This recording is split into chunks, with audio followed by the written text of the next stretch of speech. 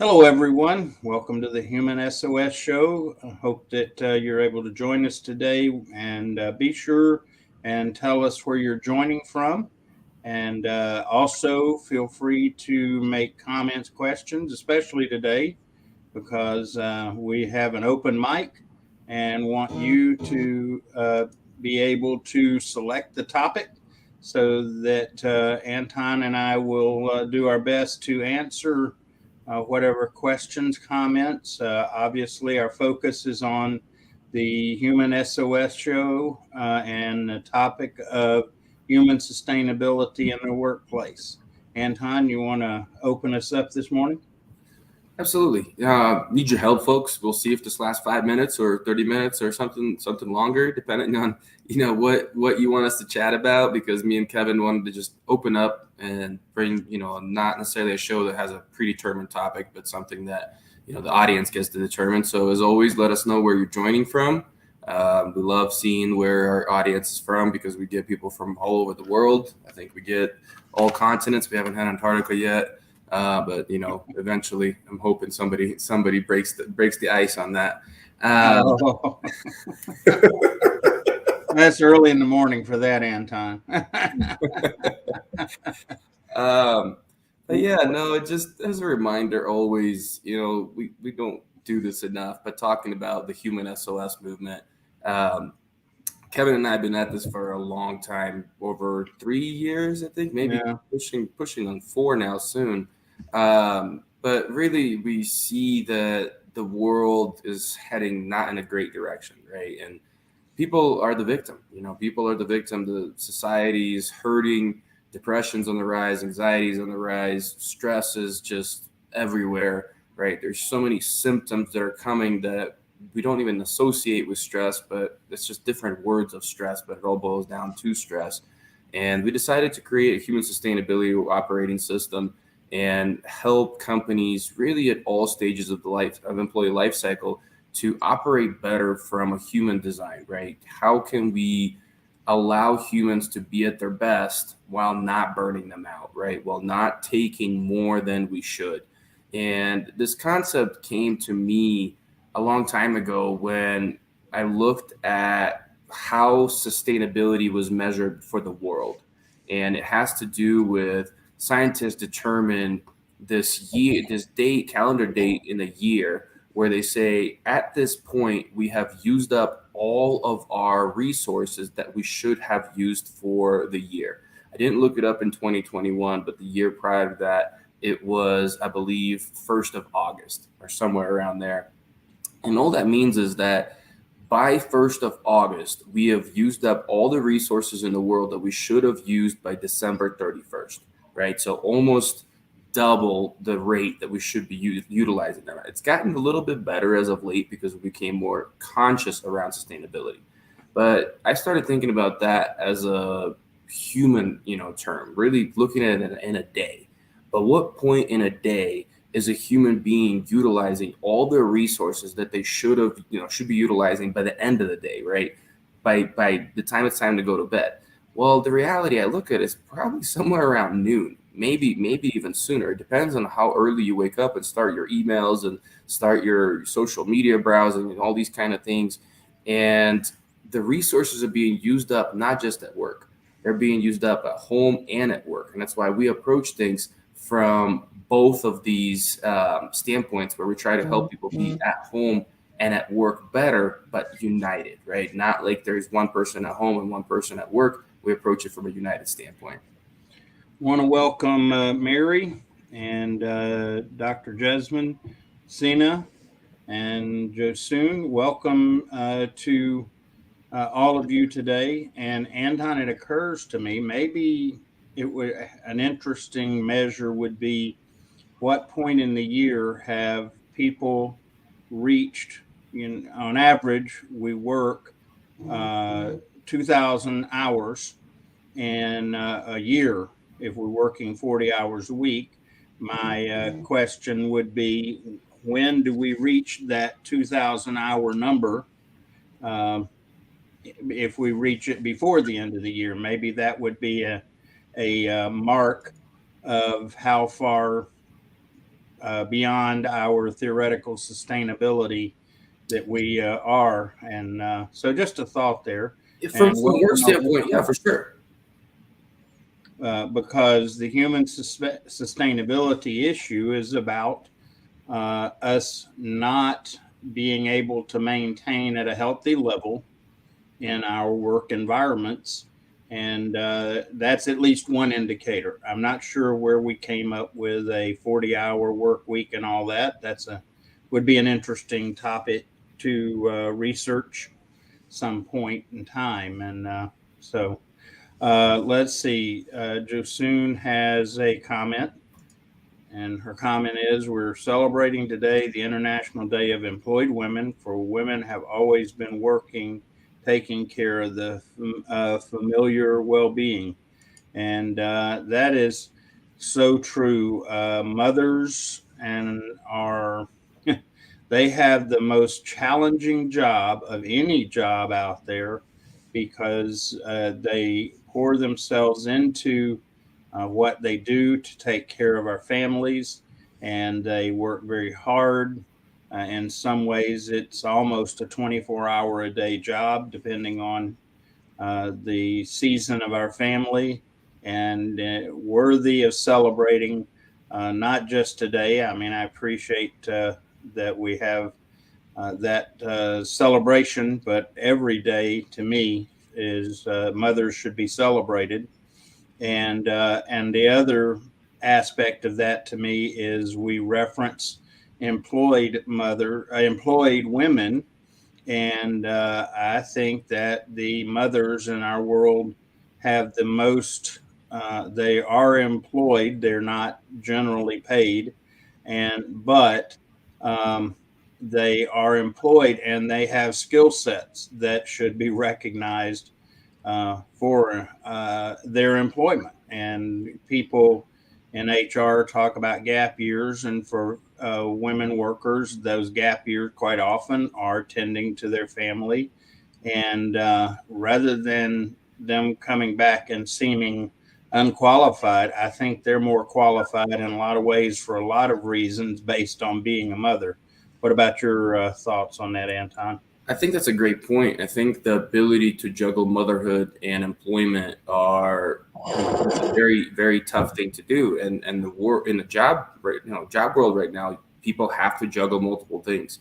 And prioritization is one of the biggest things that I would look for in an employee, when we're moving as fast as we are. And mothers are amazing at that, right? That they're really good at being able to take care of themselves, take care of the baby, take care of other siblings perhaps, and then also do their job. It's really remarkable. So yeah, definitely happy International Women's Day to all the women out there. I appreciate the comments. I think she has a follow-up comment. Yeah. And welcome, Erica and Sandeep. Welcome. Glad to have you. Let's see. Josun's comment. So we're actually celebrating the time in which we started to disattend the care of the family to prioritize the industrial development based in maximization of the profitability of each. I like her use of the word busyness. And this is what is causing our current sustainability, as we're putting in secondary position what is priority and taking as priority what is killing us. Um, Definitely some challenges there, especially for working mothers. And I know it's specifically focused for all women, but I have a special place in my heart for the women that have chosen to be mothers. And it is definitely a challenge for working mothers because, again, quite often they double up on their duties, and and they have come a long way in making or helping us sustain business or busyness, and there needs to be some definite consideration for the women in the workforce by all means. Anton, thoughts? No, absolutely. I like how she used the word busyness, and it's tough. I think that it's tough because some women don't necessarily want to be mothers. You know, they're focused on careers and things like that. And I don't know if there's a right or wrong. I can't put myself in their shoes and, say that one way or another. It definitely is easier on men. I know that the world is trying to make things equal and make things even, but I think that we're still a ways away from where things do become equal for women, and we recognize the hard work they're putting in behind families while trying to make work happen. And even if they're not, there's other inequalities that exist even outside of gap years. Yeah, and if nothing else, the one thing that any of us can do is respect, and exercising and choosing to show respect to women in the workforce. And even if we can't directly affect any kind of pay discrepancies or disparities, we can certainly offer respect and support and understanding. So, definitely something to consider in sustainability, no doubt. Welcome, Hawk. Glad to have you. Jeff, glad to have you. And okay. And Jeff wants to shout out to his homeschooling mother. I assume he's referring to his wife, and with triplet boys. Indeed, I have, again, a lot of respect for any mother, working woman, but a mom that goes so far as to homeschool as well, on top of all the other challenges. Because now I'm a little bit biased, maybe, but I think that's the best education choice for our younger children there is. So good shout out there, Jeff. Appreciate that. And Josoon, excuse me, says, so if we focus on our current measurable facts of unsustainability, we can define useful KPI to ensure that we create strategies to constantly reduce all our unsustainable unsustainability facts. Yes, we've got to definitely learn and address it, or we're going to, well, no, not we're going to, we are making it worse by not addressing it.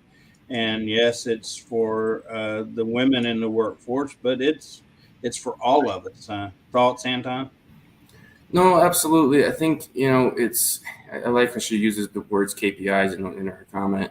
I wish we looked at things that way because KPIs seem to drive performance. We talk about this stuff, been talking about sustainability, human sustainability more, not just us, obviously, but the world.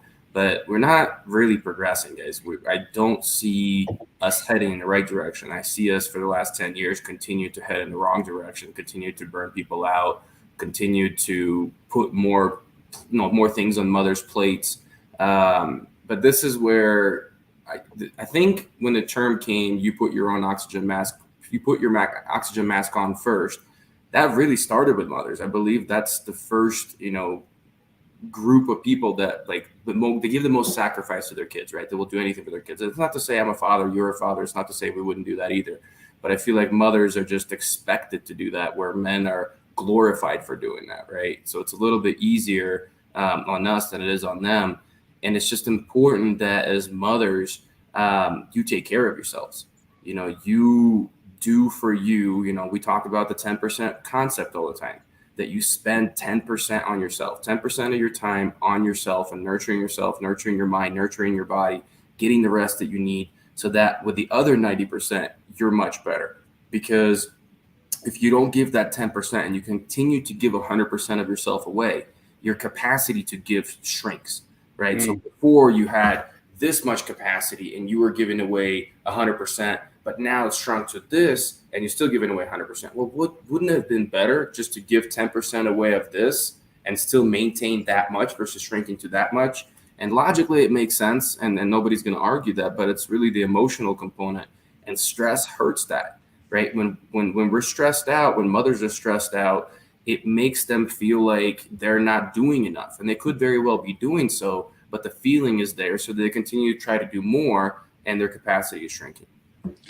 Yeah, definitely. And Erica makes a comment, says, I can honestly say, as a woman who chose not to have children, I've had a female HR rep completely disrespect that by bringing it up as making me less than the working mothers. That's truly unfortunate, Erica, because I do focus to appreciate working mothers because of the level of duty, but that is not to disrespect anyone. There are different roles, different choices, and we should respect each individual based on those choices, and support them. And that's truly sad that uh, you would think a female HR representative would be respectful and understanding of all females, and goes to show you that those biases or discrimination aren't particular to one gender or another, that it can show up in many ways. And sorry to hear that you were treated that way. That should not happen. Um, and let's see, Hawk has a comment. I wish that equality went both ways, to those who wish to work and to those who want to be home with children. In my humble opinion, raising children is both the most challenging and rewarding job in the world. Without a doubt, Hawk. In fact, I know that we men lean on the our spouses and all, but at the end of the day, we forget to take our responsibility in this process and in raising children as well. Um, so yeah, agreed. Anton, thoughts on that one? No, absolutely. I mean, it's not just about raising children or not, or men or women. It's really letting people do what they want without bias around it. Get to know the people, understand them, and don't judge them by some circumstances that you're trying to paint a picture on, because you as a hiring manager, as a leader, don't want to accurately assess and understand those human beings. Yeah, it's we respect each other as people, not as roles, and we should always love and respect each other for being human, not doing business or whatever. That's not the where we earn our value. And I won't get in on that uh, uh, little bit of soapbox for the moment, anyway. And Hawk comments, he says that in Scandinavia, both women and men who choose to work at home are looked down at.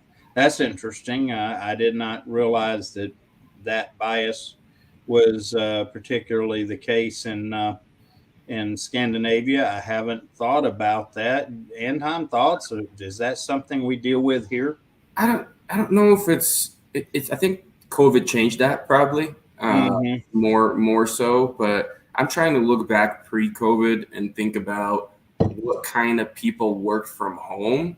And it used to be a lot of like designers and artists and those kind of jobs, which are probably had their own stigmas to deal with in the business world. So I would say that yes, it probably was here worse than it is now because COVID shifted that, because everybody started doing that. And I think people are going to continue doing that, right? Jobs are not going to all going to go to full-time flexible working. Strategic flexibility, as Kevin and I like to talk about, is Mm. going to continue to remain a focus for companies because it's a competitive advantage in a market that is an employee driven market right now.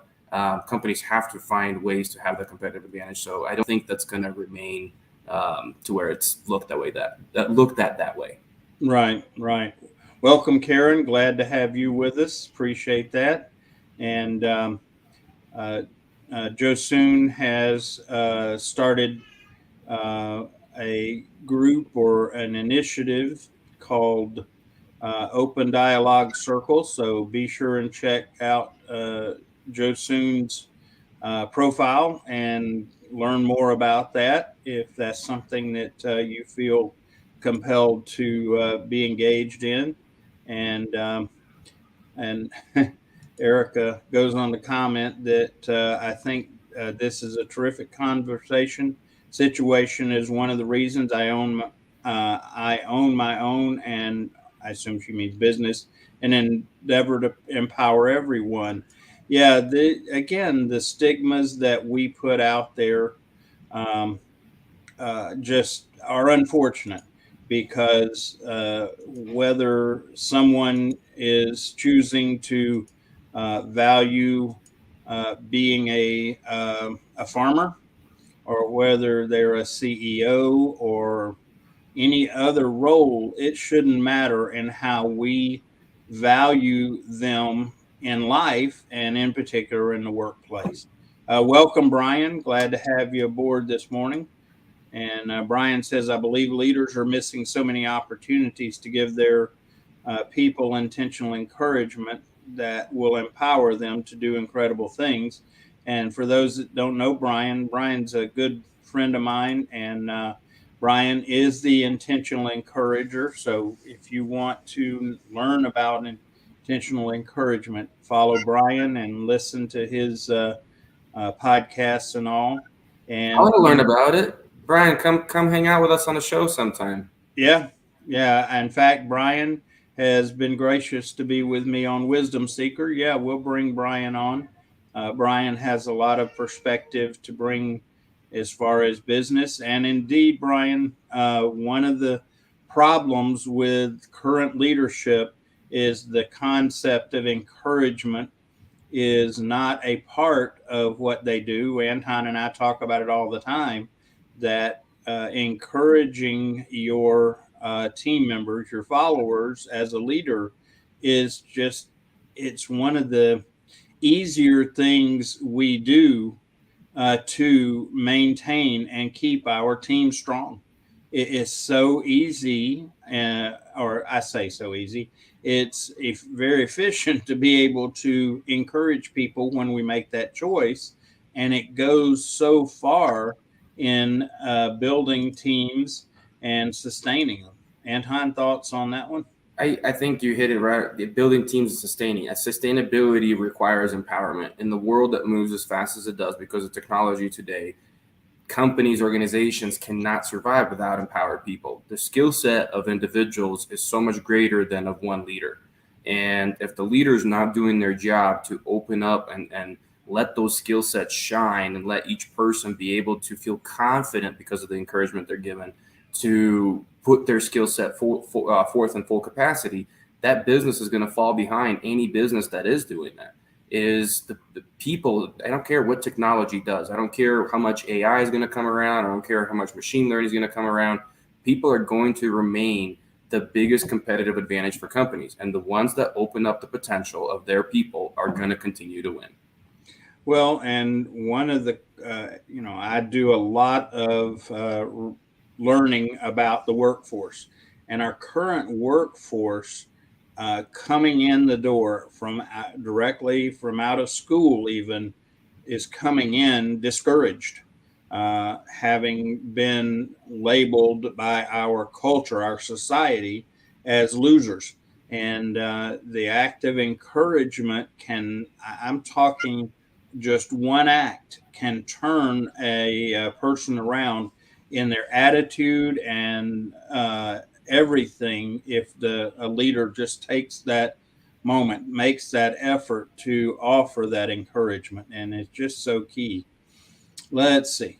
Josoon talks about more about her initiative, and it is based on some of the UN Sustainable Development Goals, and she shares more about it. And so again, check that out with Josoon and engage if that is a part of your vision and dream going forward. And then Cena makes a comment. Yeah, I work from home too. It is much better to work for yourself, even as a freelancer or part-time contractor. Uh, I will speak to that as having been on my second go around of operating my own business and being my own boss. It is a blessing that is truly remarkable. But I like to remind people that uh, the idea that being your own boss makes everything golden is not true. That's a romantic notion.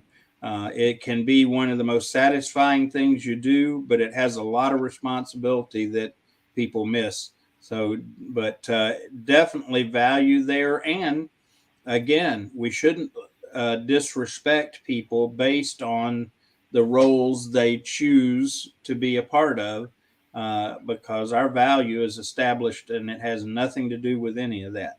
Thoughts on working from home as a contractor, Anton? It all boils down to me wherever people are at their best. Allow people to be at their best. If people are at their best at home, let them be at home. If people are at their best at work, let them be at work. If they're at their best in the same hybrid environment, let them be there. And bringing the human being to the center of that conversation is what it's about. It's not necessarily saying I'm trying to get as much out of you as I can. It's not talking about just productivity, because productivity sometimes is kind of like a restraining force, right? It's a predetermined productivity that I myself came up with versus understanding somebody's true value, as Brian talks about value, and then allowing that value to shine. You're going to be amazed at how much people can shine when they're focused. The leaders are focused on their value versus like trying to get as many hours of them as they possibly can, because an hour of person feeling valuable versus an hour of a person just working is two very different hours. Definitely. And Senna goes on to talk about that working from home for people in my industry is a blessing. And that's the interesting situation we're in, because it used to be that working from home was primarily people self-employed doing their own thing, but now it's become a part of more mainstream employment. And indeed, I agree with you that the option to work from home as an employee is a big blessing. And I am all for it being considered.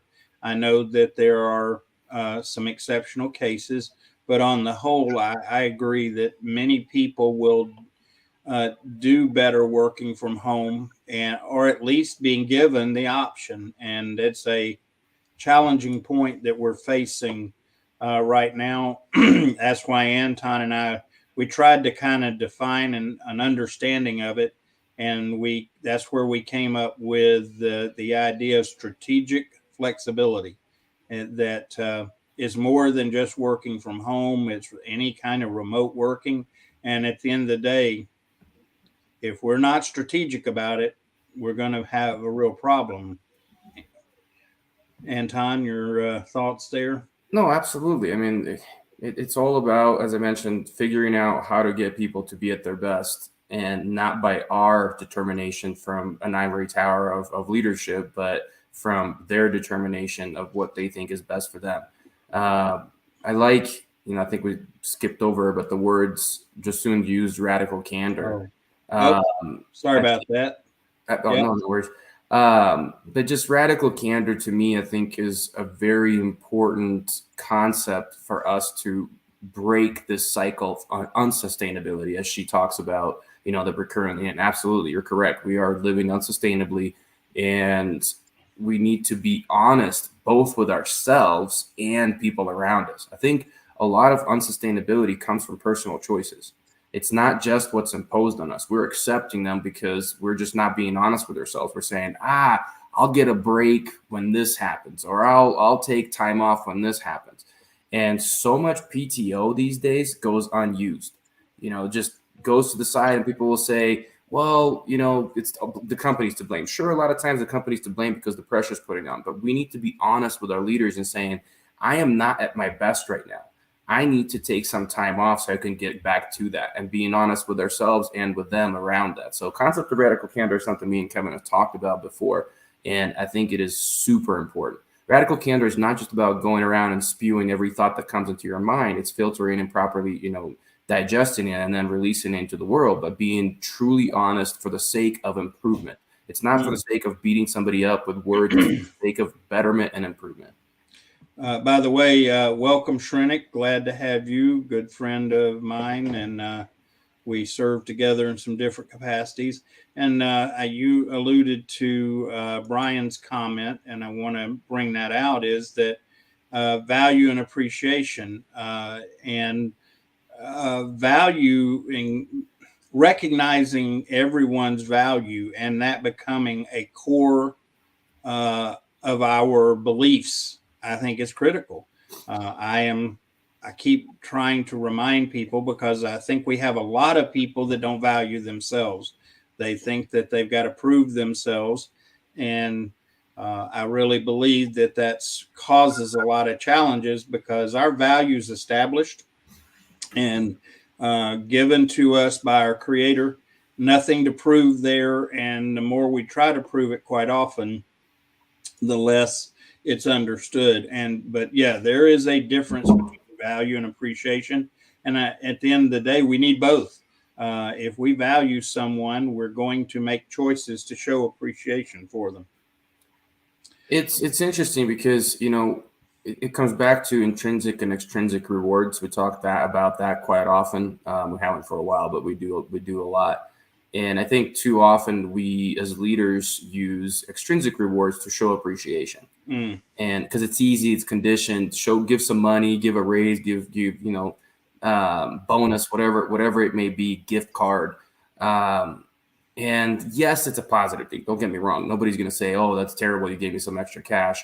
But how long that appreciation is lived in the person's heart and their mind is not that long, especially if they're making the income that's above their minimum needs.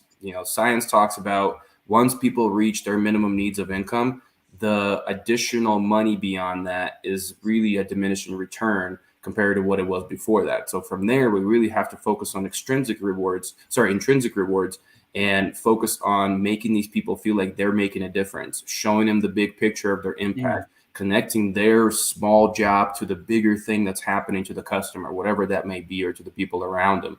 And sometimes I'm telling you, I've done more with catching people doing something right. That's a term I love using for leaders.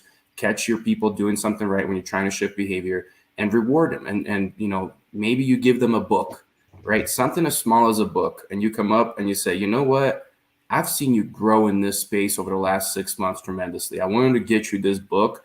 I'd love it if you kind of read it and then maybe presented some of the stuff that you've been doing over the last 6 months to the team, or just talk to them one-on-one, however you feel comfortable.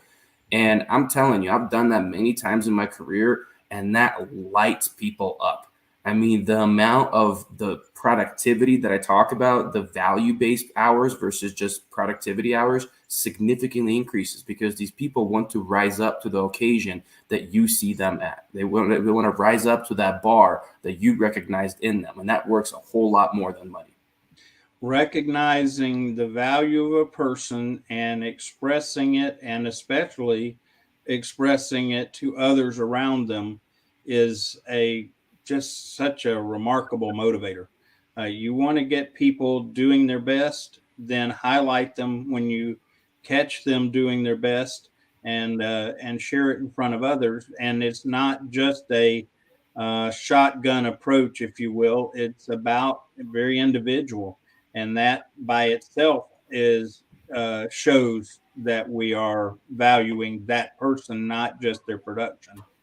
Um, Josoon makes the comment, we need realism to replace idealism, and then we will flow into results rather than demands.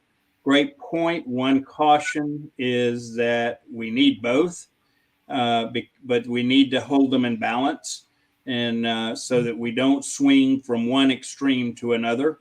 Uh, the value of idealism is that it gives us targets to move towards, and in fact, some ways, a real vision in our life is a form of idealism. So I appreciate what you're saying, though, Josoon, that we need to approach people realistically, not just as a constant ideal, almost like the carrot and stick, which is what we talk about not being the way to do things. And so, Anton, thoughts? I love the word vision because that's exactly where my mind went. Idealism is vision, realism is mission. Visions are huge. They're beyond something that we can accomplish in a short amount of time. Some visions are beyond our lifetime. Like sustainability is beyond my lifetime. I don't think in my lifetime I'm going to be able to bring the world to the place where I think it needs to be in sustainability. I hope so, but I just don't think so. But bringing it back to realism is coming back to your old point of KPIs. We need to be realistic and actually measure these things, be realistic of what we can accomplish today with a small step instead of just idealistic in these grandiose gestures and dreams of, solving, we talk about solving world hunger for God knows how many years. But how much progress are we actually making with it? Are we measuring? Are we doing enough with that? That's the realism piece that I definitely agree with. Right. And it doesn't mean that we don't need to be on a mission. And some people, that's their vision and their passion, and that's great. Um, and so, yeah. Part of our sustainability, by the way, is shared vision. If we want to be sustainable in what we do in our work, it needs to be driven by shared vision as part of that process. Let's see. Says she's a Gen Xer, and I remember when we were called losers. I think that many of us took it as a challenge thrown down. It's awful when that stuff gets passed down. And what's really interesting, Erica, is the terms in which we define who are losers and who are winners. The education system is, if you're not an academic and have not reached academic levels of status, you are qualified as a loser. And in that case, that represents over 70% of us. And so yeah, none of us are losers at the end of the day. God created us with just amazing value. I don't care size, shape, color, age, anything else. We're created with just intrinsic, remarkable value, and don't let anyone ever tell you you're less than valuable, because God says different, and I'll take His perspective every time over anyone else's opinion. Let's see here. Brian says, Anton, your statement on people is so spot on.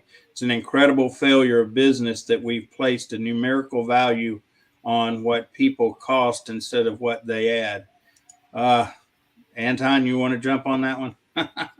I mean, we talk about this too. It's, people are an investment. They're not a cost. They're an investment that keeps growing if we take care and nurture it properly, right? That's where sustainability comes in.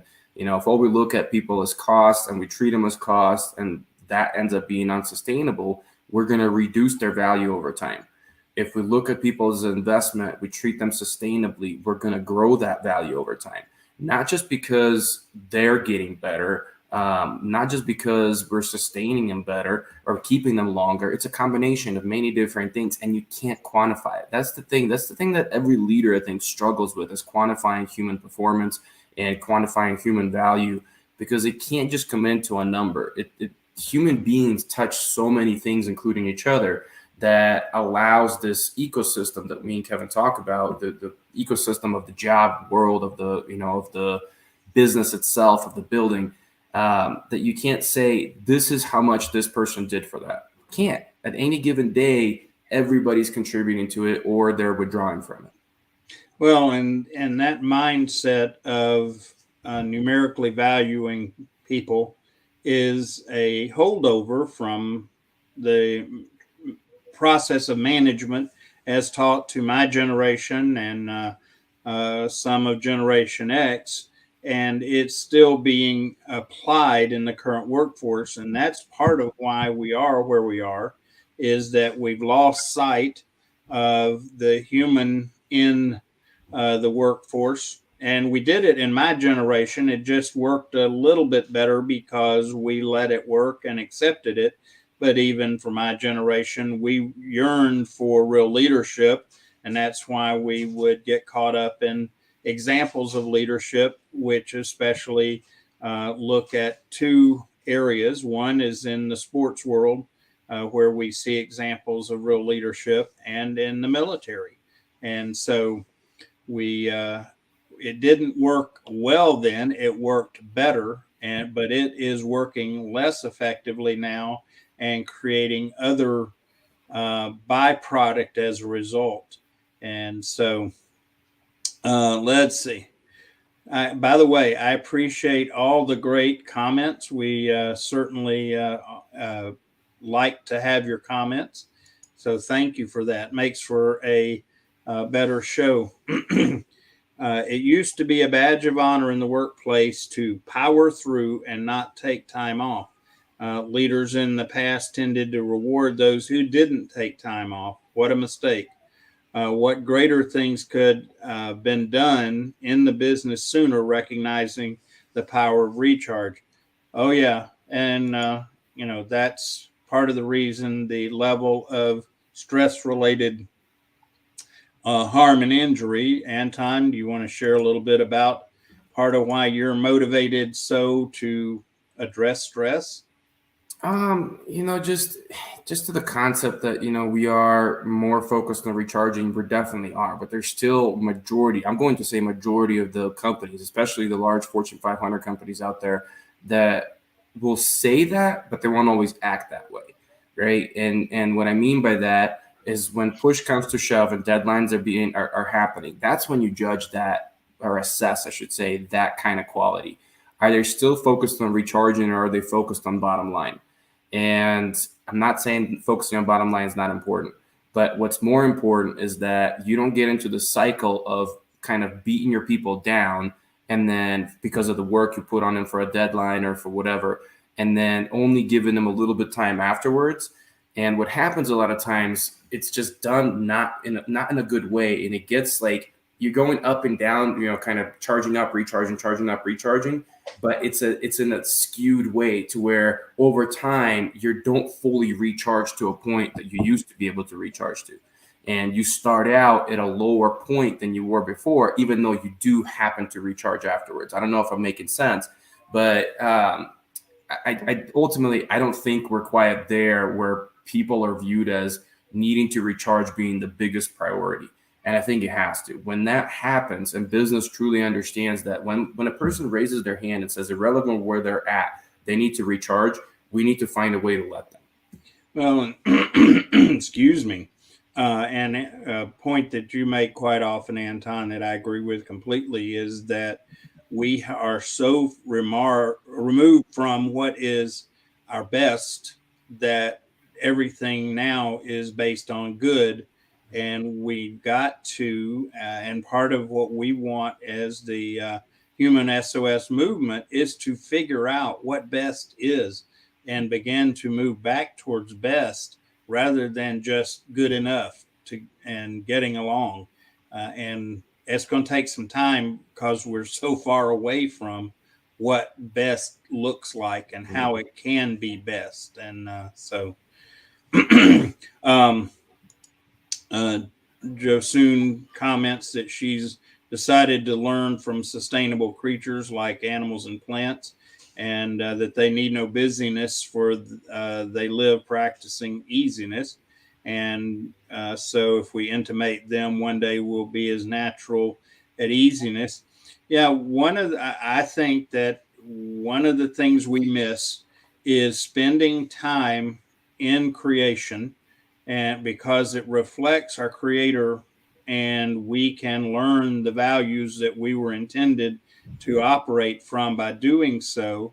And yes, animals and plants don't strive to be um, better animals or plants. They just strive to be, or they just are who they are, based in our design of that is part of creation, and we should do the same.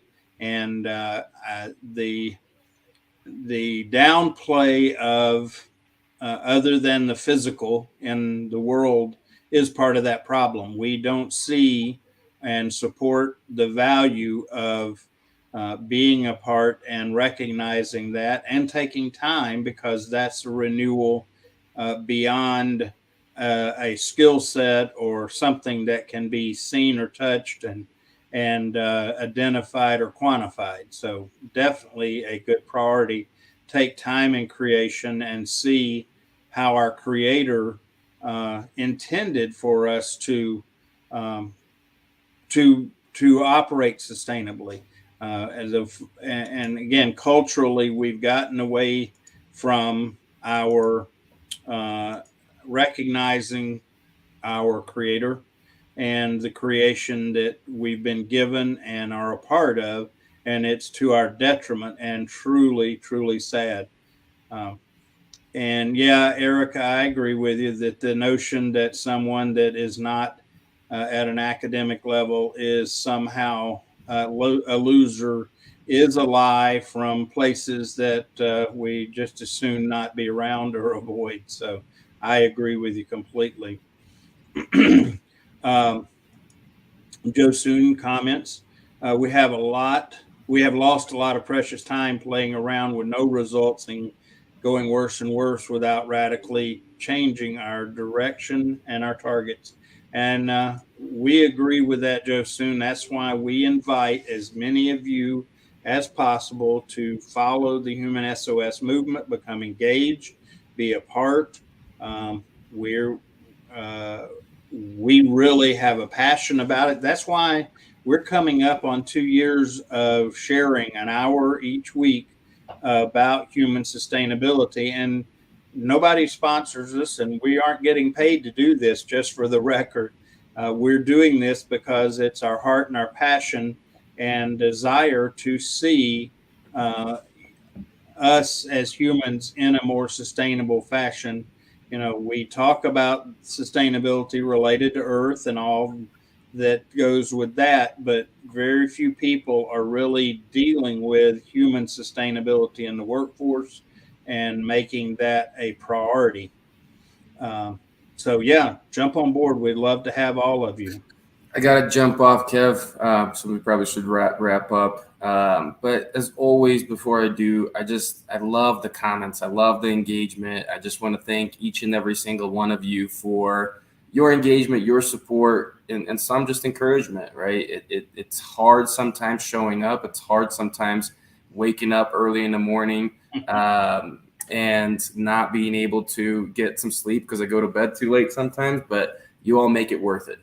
You all make this journey for me and Kevin amazing. And if it wasn't for this audience, we'd stop a long time ago. Yeah, I appreciate it. Anton, I'll continue on if the comments continue. By the way, y'all don't understand, Anton is 2 hours earlier. So this is a real early commitment for him, just so you're aware. I have it early. He's got it real early. So thanks, Anton. Um, let's see. We'll continue on. Brian, I appreciate that you're see the value in what we're doing and hope that we can continue to build forward. Now, quick question. My technology is playing tricks on me. Please let me know if you can or cannot see me on the screen. I think you can see me. I just can't see me on my end, which in some ways is a bit of a blessing. But welcome, Richard. Welcome, Atif. Thanks for being here. Late or not is not a an issue. Um, and we've got to work together to begin to keep this moving forward, to make a difference with what's going on. And we need your support because this is not an institutional movement. It's not an initiative created as by someone. Now, please understand, we're open to any support financially or engagement to do what we do because one of the things we offer, and if you check out our website, perspectiveforce.com, there's an assessment there. And by the way, I appreciate that Atif has taken the assessment and look forward to getting with him to follow up on that. But engage in the assessment and be sure to take advantage of that. And then if your company or you know of a company or an individual that is struggling with sustainability, that's part of why we're here. We want to come in and be able to share uh, ways to look at sustainability. And a couple of the key principles we apply there is that we always look for roots of the for the occasion of what is stressing, and that's what the assessment about is, to find the roots of it. And then once we help people identify those roots, then we take an approach called the 10% principle. And because part of our sustainability problem is that we uh, try to go in and we see a problem. Quite often it's a symptom and not the root. And then we try to make this massive change based on something. And currently, unfortunately, it's quite often based on the next piece of technology or the like. And that is helpful sometimes, but in terms of the human consideration, for many, it not only isn't helpful, but it creates additional stress and problems. Um, and ATIF has asked that I share a bit about uh, my tenets of my belief system. Okay, I'll keep it very basic for time's sake. ATIF, thanks for asking. Um, my belief system is based in closest, if you will, describable system that's out there is Christianity, and it's based in the tenets of love by our Creator for us and love for each other, and then recognizing our value, and to the point that our value is key in the plan our Creator has given us, and making a way to connect with our Creator and live in relationship. Because again, tenets of my beliefs and faith is that when we are born, we are not born connected with our Creator, that we have a disconnect that needs to be dealt with. And being loving by nature, our Creator made a way to help us reconnect, and then with a desire that we connect and live that relationship with our Creator the rest of our earthly life, and that it carries over into eternity. And the concept of life after death and eternity is a great part of my belief system, in that it helps us sustain during hard times, because we have some hope beyond just the physical norms. And so I hope I've answered your question there, Atif, on a basic level. And I appreciate that Hawk asked a question. He's asking, how will we celebrate show 100? And Hawk, we've talked about it some. We don't have a specific design. One thing we've thought about is invite on some of the people that have helped us to build the Human SOS movement along the way. Some friends of ours that have shifted priorities, doing other things. And but if you, any of you in the audience, have a suggestion of a way to recognize our 100th episode, which is really recognizing 2 years of the Human SOS show, we'll be open to that. So be sure and drop your thoughts and ideas in the comments. And so thank you for asking, and we're open to the suggestions. Um, and so the other thing, by the way, is I appreciate, and Anton as well, the fact that even with the show, that you all are relating to each other on the comments, because that is human. That is what we're about to start with. And so thanks, everyone. And I really appreciate your being here, and I hope the open mic concept was a uh, uh, valuable to you, and that we have addressed your questions and comments to the best of our ability. And we will have uh, a defined topic. And by the way, we're always open to you suggesting topics. We had one we did recently on digital detox, and that was actually a suggestion of one of our participants. And so if you have ideas for human sustainable topics, and please feel free to put those out there. And and so, thank you, everyone, and we'll figure out episode 100. And either way, we're here. This is part of our commitment to contributing to our world and to people. And so, we will always be doing our best to be here and available. And please check out the website and the assessment that's out there. It's a assessment related to stress, and it's a way to help you find the roots of stress in your life. And you'll be surprised because it's based on um, three primary pillars, and then each pillar is developed further. And I hope you can try it, find it valuable insight so you can take steps of 10% change. So thanks, everyone. God bless you. Have an amazing week. Look forward to seeing you back next Tuesday. Atif, guarded and unguarded thoughts. That's a good one. I'll mention it to Anton, and we'll consider that as a topic for next week.